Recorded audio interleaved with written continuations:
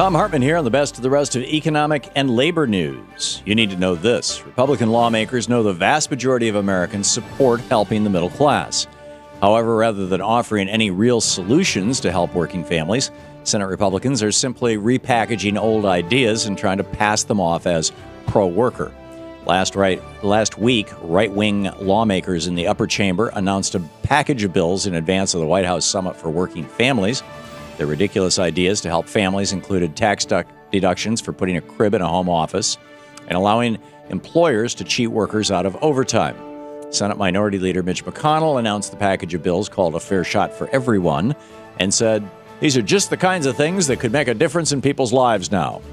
This may come as a newsflash to Senator McConnell, but most parents don't have the luxury of working from home, and many don't earn enough to benefit from write-offs on their taxes. Republican Senator Mike Lee of Utah is pushing the Working Families Flexibility Act, which would allow employers to replace time and a half with so-called comp time and roll back decades of labor law. These policies don't help working families. They're simply old Republican ideas renamed in a pathetic attempt to take advantage of America's being fed up with 3 decades of war on the middle class. If Republicans really want to help working families, how about passing an increase in the minimum wage or investing in infrastructure to create good-paying American jobs? There are plenty of clear-cut, simple ways to help rebuild the middle class, but the fact is, Republicans won't support them.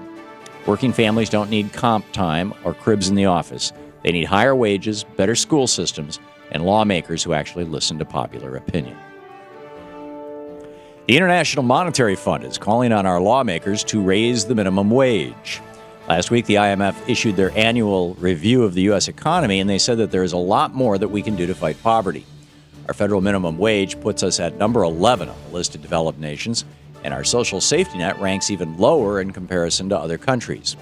We're the richest nation on earth, yet we allow millions of people to remain in poverty.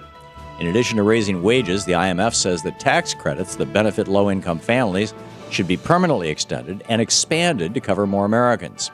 The Earned Income Tax Credit and the Child Tax Credit are set to expire in 2017, despite the fact that they have the highest impact on low-income families.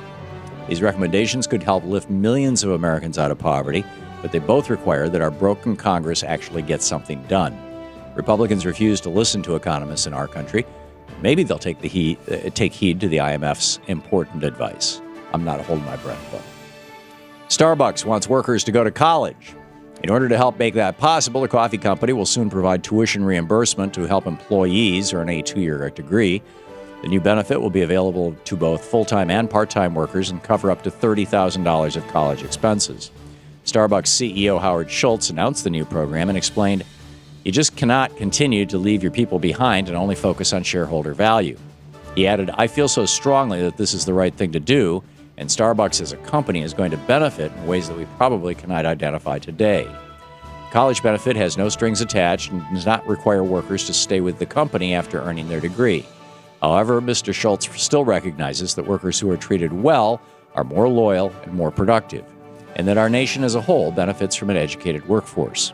Perhaps our lawmakers will recognize these facts and start working to make higher education free for all Americans. Republican Senator Jeff Sessions thinks we can't afford to care for our vets. In response to his no vote on the recent VA bill, Senator Sessions said, quote, "I feel strongly we've got to do the right thing for our veterans, but I don't think we should create a blank check and unlimited entitlement program now," end quote. Perhaps Sessions should have thought of that before he voted to send our military men and women into 2 illegal wars. Caring for those who serve our country should be a priority, especially in the wake of the recent VA scandal. Maybe someone should let Jeff Sessions know that people who fight for our country are absolutely entitled to be cared for when they get home. If he is really worried about covering the cost of the VA, he could help Democrats close corporate tax loopholes or make those at the top pay their fair share. It's time to put our foot down when it comes to balancing budgets on the backs of the poor, and time to care for those who served our country, no matter what it costs. And finally, a hospital system in Dallas, Texas is raising its own minimum wage. The Parkland Health and Hospital System is taking the money that they would have spent on executive bonuses and using it to give workers a raise. The hospital's lowest paid employee only makes $8.78 an hour, but starting next month, that'll increase to an hourly wage of $10.25. The increase will make life easier for about 230 workers and cost the hospital around $350,000 a year.